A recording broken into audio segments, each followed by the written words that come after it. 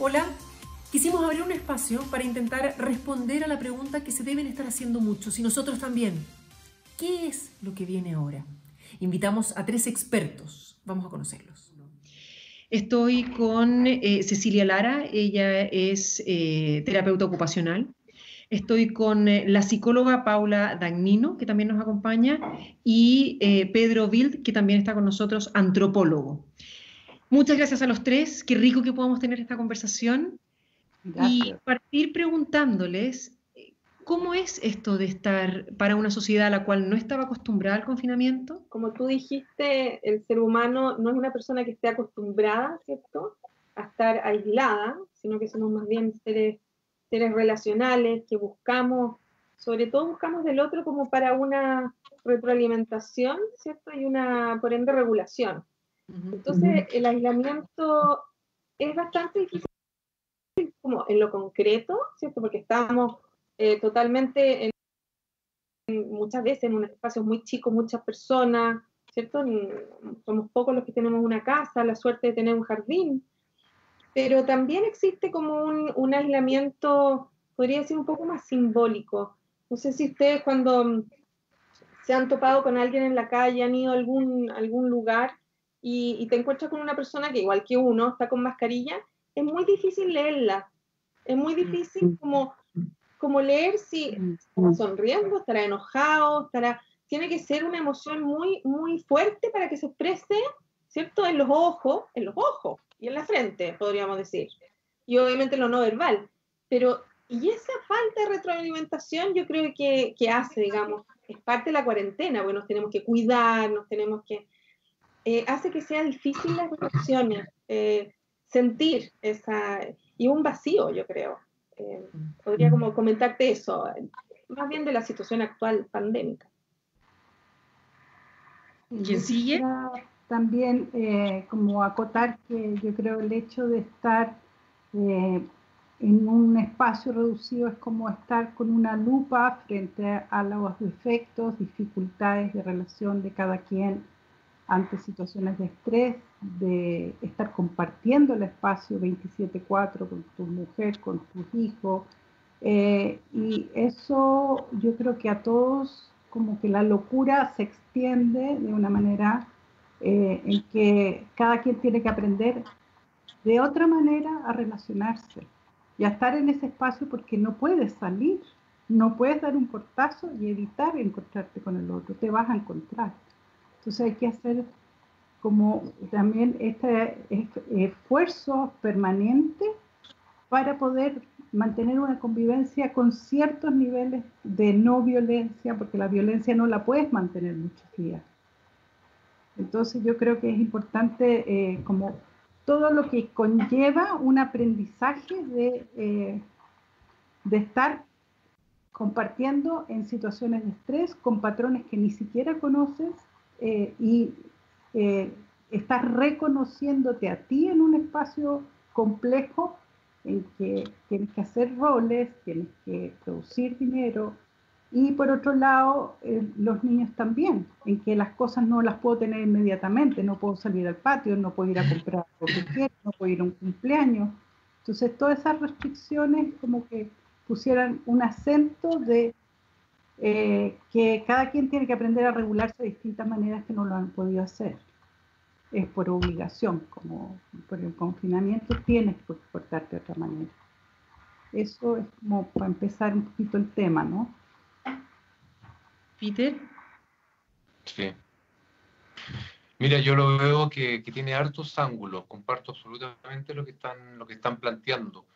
Creo que somos seres además que estamos dentro de un contexto cultural donde estamos acostumbrados a vivir a través del movimiento, de la acción, ¿cierto? Generamos una cantidad de energía y la vamos movilizando a través del hacer. Entonces, una cosa es el confinamiento en términos de no poder movernos, pero también porque se nos acota el ámbito de la libertad en términos de poder realizar acciones. Por una parte. Por otra parte, también tiene que ver con que yo lo he percibido también en la relación o en las conversaciones, en que se exacerba todo. Se exacerba todo. Hemos hablado mucho del aislamiento en términos de lo que produce como un periodo, un proceso de adaptación a un cambio. Somos seres de costumbres. y en ese sentido hay como una especie al inicio de abstinencia, ¿no? Se produce casi lo mismo que cuando alguien intenta dejar el alcohol o dejar el cigarrillo. Es como esta obligación a no poder mantener las costumbres que son las que me van generando como esta homeostasis, a través del cual yo más o menos voy como aprendiendo a surfear la vida o relacionarme con la vida. Y yo creo que todos hemos visto que además que hay diferentes etapas, porque lo que esta misma conversación lo hubiéramos tenido en la primera semana, en la segunda semana, en la tercera semana. Yo creo que la gente también se ha ido dando cuenta de que va entrando en diferentes etapas, ¿cierto? O estadios de un proceso, donde hay emociones que están muy intensas y de repente se transforman. Y en ese sentido creo que también es súper positivo, han aparecido cosas positivas. Ha sido un espacio como medio obligado, pero que te lleva a tener que mirarte a ti mismo. Hay ciertas cosas que se empiezan a hacer evidentes, podemos batir menos, ¿cierto? Podemos tapar menos el sol con un dedo, podemos dejar, no es tan fácil obviar, por ejemplo, la relación con mi pareja la puedo estar relativizando mientras estoy en movimiento, pero cuando se produce un paréntesis empiezo a objetivar lo que me está sucediendo. Y bueno, para terminar, también existe otro lado que tiene que ver con lo que ha emergido, porque también a mí me sorprende mucho que, aparte de estar bajo una presión espantosa que tiene que ver con los dos miedos fundamentales del ser humano, que es la sobrevivencia, que pasa por lo económico y por el tema de salud, y por el estar solo, que es el segundo gran miedo del ser humano, también van apareciendo como, dicen que dentro del caos se genera orden. Entonces también se van descubriendo otras formas de relacionarse que yo creo que, bueno, que nos da como para conversación en qué derivan esos descubrimientos y esas experiencias nuevas que estamos teniendo. Ahora, plantearles a Con los posibilidad de tres. transformación real. Justamente porque lo que decía Peter recién, sí, si hubiésemos hablado esto hace 3 semanas, la cosa hubiese sido bien distinta. Y dentro de lo que dice la literatura, de un poco la película que ya hacia la cual vamos, que es lo que está pasando en el hemisferio norte, ¿verdad? Que van un poco más adelantados que nosotros en todo esto. Dicen que así como el confinamiento ha sido muy complejo, la reapertura lo es aún más. Obvio. Y un poco apuntar ahí y decir, ok, ahora deberíamos empezar a reabrir, y eso es lo que dicen las autoridades en la última semana y probablemente en los próximos días. ¿Cómo se lleva a cabo eso? Porque ¿cómo nos vamos a relacionar cuando vamos al almacén de la esquina? ¿Vamos a saludar igual al dependiente o a don Pepe, que era el que nos atendía siempre? Cuando vayamos a buscar o a dejar a los niños al colegio, los que tienen hijos, a la profesora, al guardia de la entrada, ¿los vamos a saludar igual? Siendo que somos y venimos de una cultura en la cual, en el mejor sentido de la palabra, somos muy toquetones, nos gusta el abrazo, el beso, si alguien se siente mal, tomarle la mano. ¿Cómo se lleva a cabo eso en estas condiciones nuevas? Yo podría decirte que nosotros hicimos una encuesta online muy así, digamos, espontánea, pero una de las cosas que apareció con más fuerza es la preocupación en el futuro y el miedo, fíjate. Y yo he pensado que también nuestra situación en Chile es muy particular en comparación al norte, cuando miramos para arriba,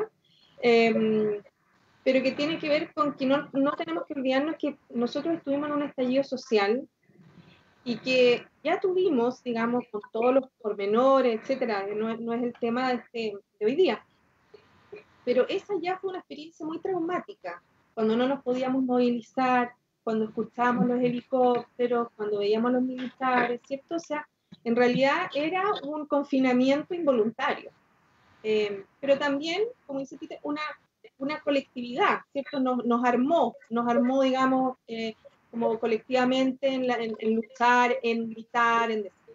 Yo creo que la situación actual tiene un poquito de eso. Es una experiencia traumática que en el tiempo, como también decía Peter, es como nos vamos un poquito amigando con la situación y también cuando salgamos vamos a tener que volver a acomodarnos, a confiar en el otro que no estuvo con nosotros en el confinamiento. Yo creo que la desconfianza va a ser algo predominante, porque nosotros somos una sociedad más, bueno, hemos ido transitando, pero una sociedad más colectiva, y aquí como que estuvimos forzados a ser muy individualistas, ¿cierto? O sea, no nos podemos acercar al otro porque nos puede pegar, o tocó la lechuga, no tomes la lechuga que tocó después. una cosa de mucha desconfianza. Yo sí creo que va a ser una sensación complicada y sobre todo yo creo que lo económico va a ser algo que va a mover mucho el piso cuando salgamos de la cuarentena. Siguiendo el mismo orden, Cecilia, tal vez tú lo ves o lo has visto en tu experiencia con niños que están dentro del espectro autista, por ejemplo, esa desconfianza hacia el mundo que muchas veces los caracteriza respecto de su relación social y cómo se puede generar una empatía ahí respecto de lo que para nosotros es hoy día, lo que estaba describiendo Paula, lo que es en un día a día para un niño con una situación distinta. Y en lo que hablábamos también en algún momento, el propio sentido, esto de acercarse o no y la distancia con el otro, el poder ir a tocarlo o no, los espacios personales. Yo creo que a mí me ha dado como bien clara como una respuesta en que muchos de los niños que hoy día están sin colegio, que yo atiendo, que algunos tienen este tipo de características, hay una alegría total por no estar sometido a las exigencias sociales, a las exigencias de las demandas de los otros, sino que los traductores, que son los papás, están cerca, por lo tanto tampoco tienen que hacer gran esfuerzo por comunicarse hacia el mundo externo, ni cumplir las demandas e interpretar las señales. Entonces también les queda muy cómodo desde el punto de vista de su percepción de realidad y desde donde ellos se sienten amenazados en situaciones que para nosotros son de alegría, que es la parte social, para ellos es una sensación de restricción, ¿no es cierto?, de contracción. Entonces yo siento que nosotros estamos aprendiendo nuevas conductas también y vamos a tener que aprender nuevas conductas de cómo confiamos en las herramientas que hemos sido capaces de generar en el espacio, tal vez de nuestro mundo interno, personal, como padres, como personas, como adultos. Hay una gran exigencia que todos seamos más adultos. Hay una exigencia que también los niños tomen más en cuenta, como no ser solamente los niños los hay que atender, hacerles como los panoramas, hacerles la vida feliz, sino que también los niños tienen que entender que sus papás tienen emociones, tienen que estar abiertos a que están cansados, a que ellos tienen que participar, que las actividades son más cooperativas. Entonces yo siento, en el fondo, uno de los principios es cómo estamos tal vez aprendiendo a dejar una sociedad competitiva por una cooperativa. Es ese nuestro próximo escenario que estamos practicando y que en la medida en que también cuando salimos, pero también sabemos que el otro estuvo encerrado. Entonces también sabemos que el otro tiene miedo. Entonces tampoco es como que solamente el miedo sea lo que nos va a generar nuestra conducta de aproximación con los otros, sino que también sabemos que tenemos un territorio común planetario, no solamente del país, no solamente por partido político, o por tipo de familia, o por situación económica, lo hemos tenido todos. Esta abstinencia emocional y esta abstinencia de seguridades que antes pensábamos que las íbamos a tener siempre. Entonces yo creo que es un nuevo territorio y que tenemos que dejar conductas y aprender otras. Y en ese territorio estamos. Entonces yo creo que es súper importante como potenciar como el empoderarse de que qué cosas del modelo anterior realmente a todos ya nos tenían saturados y qué podemos empezar a practicar para poder mirar y participar emocionalmente con nuestras diferencias, con nuestras dificultades, pero acompañándonos y protegiéndonos.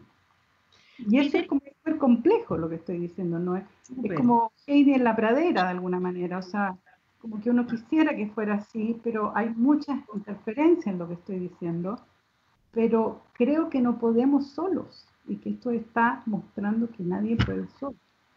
Es que Cecilia, ahí justamente lo que decía también la Paula, esta economía colaborativa de la cual se ha hablado mucho y que suena, como tú bien dices, súper idílico y maravilloso, pero para llevarlo a la práctica, cuando el ser humano es en esencia fíjate, y aquí tú me podrás corregir, egoísta, individualista o no necesariamente, y plantearte también la misma pregunta a ti, sumándole que hay gente que fíjate que me ha dicho, esto se va a acabar y yo de verdad lo único que quiero es que, para aquellos que por ejemplo en España han estado en cuarentena todo este tiempo, pero yo no quiero volver a lo que era antes. Claro. Hay algo de esto que a mí sí me ha gustado y lo quiero rescatar. Calidad de vida, posibilidad de estar más con mis hijos, administrar yo mis tiempos. ¿Cómo viene esa parte ahora? Mira, yo creo que la realidad, metafóricamente hablando, para los seres humanos es algo así como el agua para el pez. El pez cuando mira para arriba ve agua. Él podría jurar que en el fondo todo es agua. Y la única posibilidad que tome conciencia que está en el agua es que si tú lo agarras de la cola y lo pones por sobre el agua. Ahí es donde él se impresiona y dice, no lo puedo creer, estaba metido en el agua. Pero para que eso se produzca necesitamos un proceso de tiempo. No es lo mismo un terremoto, es como cuando hablamos de los chilenos, cómo nos paramos frente a las crisis. Son golpes, ¿cierto? Que están enganchados por el lado emocional, donde es tan fuerte el impacto que nos ponemos en el lugar del otro, pero después volvemos a sí mismos.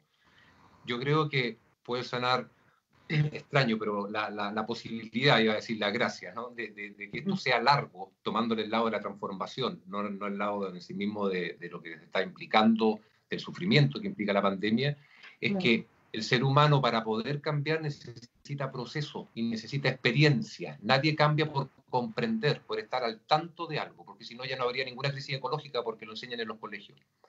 Entonces, esto nos da la posibilidad de transitar por un proceso que es lo que va permitiendo la mutación, la transformación, donde se va amalgamando, se va internalizando, porque los seres humanos cambiamos entonces cuando somos capaces de sentir lo que comprendemos. Ahora, la historia no nos confundamos, la historia de cuando nosotros hoy día hablamos del planeta nos parece hablar como de que si tuviéramos todos lo mismo, y efectivamente hoy día existe un concepto que ya fue acuñado hace mucho tiempo que es una aldea global. No armamos diferencia. Pocos somos los que en algún momento, tal vez, cuando hablamos del mundo, pensamos los africanos y nos damos cuenta que no tienen nada que ver con nosotros. La historia de nuestra humanidad, de nuestra civilización, es nuestra historia. Y esta historia tiene que ver con el miedo. Es la historia del miedo, en el fondo, la historia de las batallas, la historia de las guerras. Por eso seguimos ahora queriendo, por eso peleamos contra un virus. Porque en el fondo siempre nos estamos sintiendo amenazados y atacados y asumimos que la vida es como estar siempre en un estado de defensa. Y eso tiene que ver con un ser humano que se siente fuera de la realidad, no un ser humano que participa. Y ahí me encanta lo que decía Cecilia, porque lo colaborativo tiene que ver con la idea de que estamos juntos, no es una nueva ideología. Cuando se produjo el tema del estallido social y caímos en el concepto de lo líquido, yo lo encontré fascinante. ¿Por qué era líquido? Porque no te servía solamente tomarte de una ideología, de un sistema de creencia, de una filosofía. Imagínate que al principio vivir el aquí y el ahora, desde los años 70, filosóficamente se habla. Y hoy día está encarnado en nosotros estar mucho más en el presente, independiente del miedo que tenemos por la crisis de la pandemia y lo ecológico, pero estamos obligados a estar mucho más en el presente. Se empieza a ser un hecho más pragmático. Entonces, yo creo que sí, dentro de la lógica de nuestra cultura, que es mediada por el miedo, en una primera instancia, lo más probable es que veamos al otro como una amenaza. Con el tema de la lechuga, el tema que se me está acercando mucho, pero tal vez yo tengo la confianza que se produzca el mismo efecto que vimos o que hablábamos antes, que no es lo mismo hablar de la primera semana en aislamiento que la segunda y la tercera. Que podamos hacer esa transformación, que podamos hacer ese cambio al empezar a transformar el miedo, ya casi más que en empatía, porque ponemos conceptos sobre la mesa. Yo creo que ya es altruismo, es como, mira, está comprobado que en las situaciones de crisis, y hay un personaje que me encanta, se llama Víctor Frankl, ¿cierto? Un psiquiatra que hizo porque además lo hizo desde la experiencia misma, no lo hizo desde el construir ideas inteligentes que esas abundan, que se da cuenta que en las situaciones de crisis las personas que mayor capacidad tienen de poder salir enriquecidos son los que son capaces de hacer algo que no solamente los beneficia a ellos, sino que a otros. Claro. Y eso pone en jaque las premisas básicas de nuestro sistema. Claro. Es como pasar del placer al bienestar. Son dos realidades absolutamente diferentes. ¿Te fijas o no? El bienestar se genera entre todos. Yo el placer lo puedo tener conmigo mismo utilizando a otro, pero el bienestar no lo puedo tener yo solo ni utilizando al otro. Entonces yo creo que existe una reinterpretación, o es posible establecer esa reinterpretación. Y creo que en la gente, en la cotidianidad de cada uno, hemos tenido espacios para poder vivenciar eso, no solamente comprenderlo, sino que vivenciarlo. No es lo mismo que en la casa haya qué para los niños que hacer el qué entre todos. Me lleva a una experiencia, ¿cierto?, emocional diferente, porque que haya queque para los niños, que es rico, para que tengan algo rico, pero cuando cocinamos el queque ya es otra realidad. Perfecto, pero aquí hay dos conceptos que son súper claves, me parece. Uno, que es la incertidumbre de lo que viene, que creo, no sé, ustedes me dirán mejor, pero que al ser humano le cuesta mucho trabajar cuando hay incertidumbre de por medio. Nos gusta tener más bien el control de las cosas. Y por otro lado, hay un miedo, y un miedo que no, como decía también, creo que los tres lo han manifestado, hay un miedo que tiene que ver con la salud, tal vez con lo primordial, con las necesidades más básicas, que es la salud y el abastecimiento. O sea, ¿voy a tener yo la plata para poder llegar a fin de mes en mayo o en junio? ¿Voy a poder seguir con el estilo de vida que tenía o ya no lo voy a poder tener más? ¿Voy a poder llegar a comprar la comida para mañana? Y por otro lado, ¿me voy a contagiar? Y si me contagio, ¿qué tan grave va a ser? O tal vez yo no, pero si mi mamá y mi abuela, ¿cómo se trabaja con eso? ¿Cómo se sigue adelante con eso? Yo levanto la mano, ¿no? Para tratar de enlazarlo con lo anterior, para revertir el círculo, ¿no? Lo que sucede es que todo lo que tú estás planteando es absolutamente válido y es pragmático, es real. Si aquí el tema no es que podamos evitar esa experiencia, la pregunta es cómo la vivimos. Ese es el gran tema. Hoy día estamos en una pandemia. Paula hablaba que venimos saliendo de una crisis, estamos doblemente en shock. Nosotros puntualmente como chilenos ya venimos con una cierta capacidad límite de lo que un ser humano puede, ¿cierto?, contener en términos del estrés. El estrés es la cantidad de presión que hay dentro de uno. Entonces, lo que tú estás planteando es absolutamente válido y hay que moverse para poder, bueno, a través de una, y ahí es donde viene un poco la lógica, a través de una postura colaborativa tenemos mayor posibilidad de dar respuestas nuevas frente a una realidad tremendamente difícil, porque vivimos en un punto de inflexión. Yo tengo la sensación de que nuestra cultura, y aquí hay dos psicólogas, ¿cierto? Así como existen las fases del desarrollo de la psique humano, la cultura también uno puede hacer una metáfora. Y nosotros hasta antes de estas situaciones estábamos como en una etapa media preadolescente, ¿no? Que lo puede llevar al punto donde es como el niño, ¿no? Si duerme poco, duerme mucho, si come tonteras, no come tonteras, es como que nunca mide las consecuencias de sus actos. Cuando uno va madurando, se supone que si comes algo que te cae mal o trasnochas mucho, lo paga al día siguiente. Hay una consecuencia en la acción. Entonces yo creo que nosotros tenemos la posibilidad de salir de la preadolescencia, darnos cuenta de que tenemos hoy día la pandemia, tenemos crisis que no solamente en Chile, ya se están produciendo en Francia y en otros lugares del mundo, y eso lo más probable es que no se vaya a detener. Tenemos la crisis ecológica, que es el encuadre máximo del cual no nos podemos salir. Entonces, estamos en una época en que vamos a ir viviendo una serie de quiebres. Por eso es que no podemos, y eso es lo que a mí más como que me mueve en el fondo, seguir creyendo que con este dilema de izquierda o de derecha, ¿cierto? O que el que tiene el poder decide y el otro se dedica a piedrarlo, vamos a salir de esto, porque tiene que crearse una lógica diferente. Ahí tiene que haber un cambio de darnos cuenta que esto no es como pasar un mal rato, ¿no? Hay un cambio para poder seguir siendo humanidad y la pregunta es qué tipo de humanidad queremos tener. Porque si no llegamos a ese nivel, que yo sé que puede sonar como idealista o profundo, no hay cambio real en el fondo, no un tema de idealismo. Hoy día es un tema que la humanidad depende de nuestra capacidad de cambio. Paula, levantaste la mano y me imagino que también tiene que ver con si yo quiero ese cambio, ¿basta con que yo cambie? ¿Cómo hago yo para que todo el resto cambie, no? Yo pensaba además que una situación que tenemos en la cuarentena es como que el tiempo se diluye. No sé si les ha pasado que la temporalidad es la misma, ¿cierto? Como uno cita reunión para el sábado y se va si es sábado. Bueno, da lo mismo si es sábado, no sé, hay unas cosas así como, no hay un fin. ¿Ah? Y eso para la... Que es muy rico. ¿Ah? Lo que es muy rico, te digo. Pero eso para la estructura mental es muy complejo, porque somos personas que tenemos siempre un hoy, un mañana, un antes. ¿Ah? Nuestra mente se estructura de una manera progresiva. Entonces yo creo que una de las cosas que, siguiendo un poco la línea de lo que dicen ustedes, es interesante y agarrándome de lo que dije de una experiencia traumática. Yo creo que toda experiencia traumática produce tal movimiento que algo nuevo nace. Y pasamos como por toda la experiencia traumática, todo lo que significa, digamos, la negación, no, eso no va a llegar a Chile.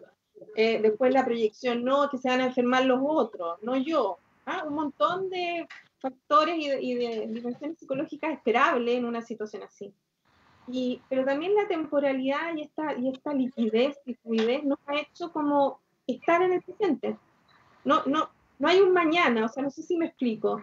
Hay un estado mental como siempre, y concuerdo con esta idea de que es distinto decirlo a experienciarlo.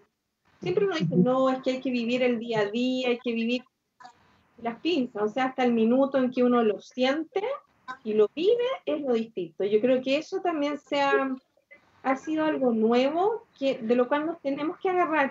Y yo creo que muchos de nosotros hemos disfrutado de esa sensación de vivir el aquí haciendo el queque, por ejemplo, ¿ah? O jugando, o lo que sea, digamos. Y yo creo que también todas las actitudes y conductas que han aparecido, como que también es típico, se llama progresión traumática. Todas estas personas que le han ido a dar comida, las personas de mayor edad que no podían salir, bueno, todos los profesionales de la salud, por supuesto, han aparecido un montón de iniciativas altruistas, ¿cierto? En psicología, una cantidad, infinidad de psicólogos ofreciendo consultas gratuitas por teléfono, eso se tiene que mantener. Ese activismo por el otro, esa cosa colectiva es lo que deberíamos mantener después.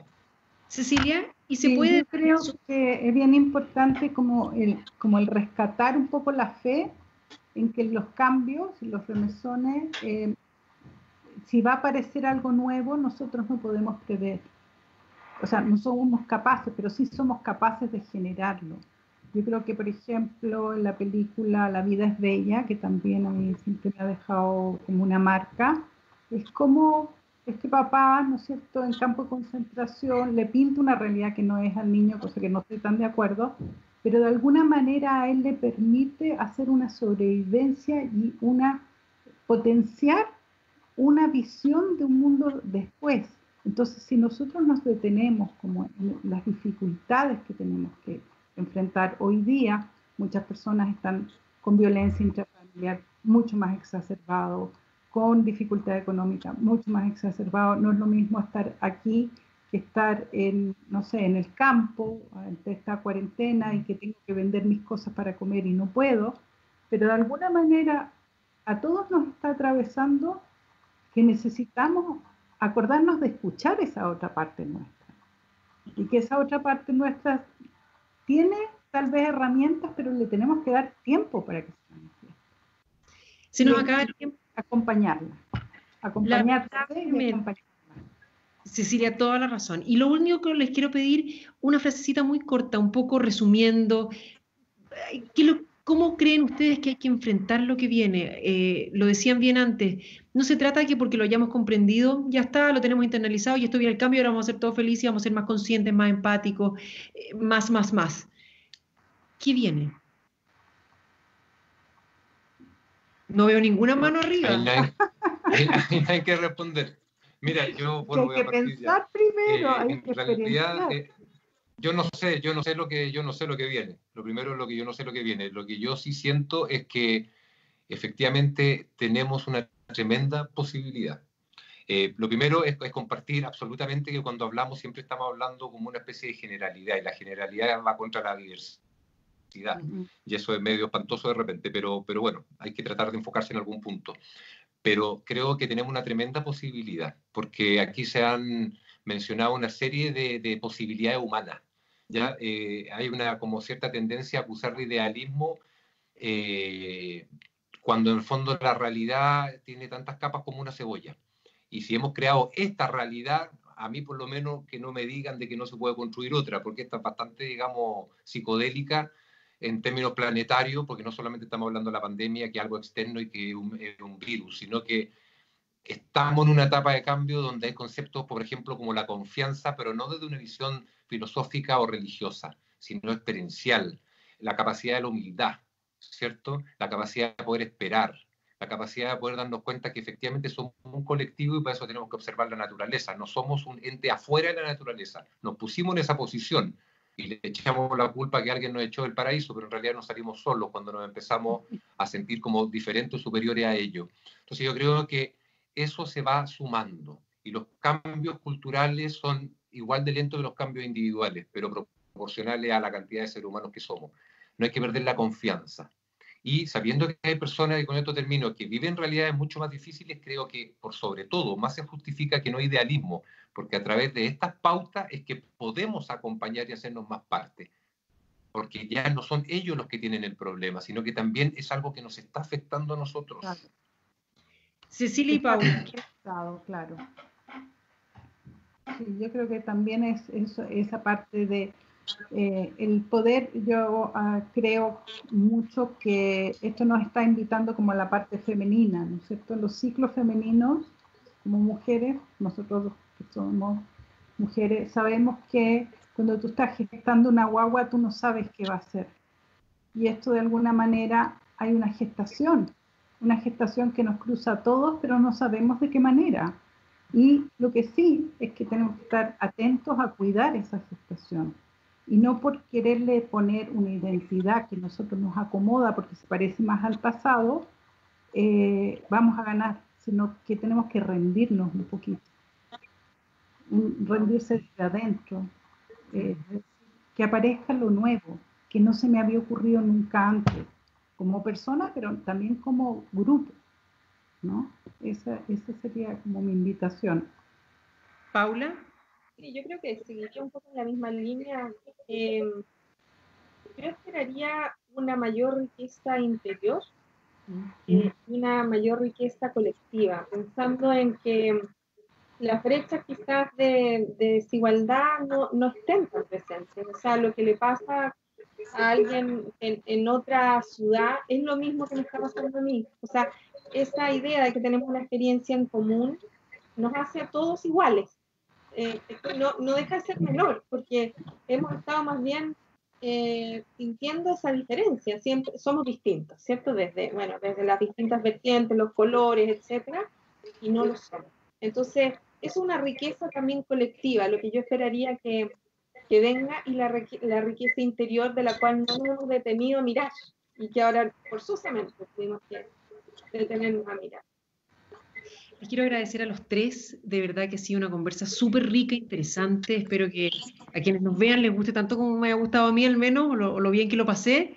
Y ojalá nos podamos reunir ya en persona de aquí a un tiempo más, a ver si efectivamente fue eso lo que pasó. Y le pudimos dar el espacio y pudimos generar un cambio y pudimos entender cuál era realmente lo importante de lo que es nuestro paso por esta vida y por esta tierra. Muchísimas gracias a los tres de nuevo. Que tengan... Gracias a ti por invitarme. Gracias a cada uno de ustedes. Que estén bien. Conocer a gente nueva. Gracias.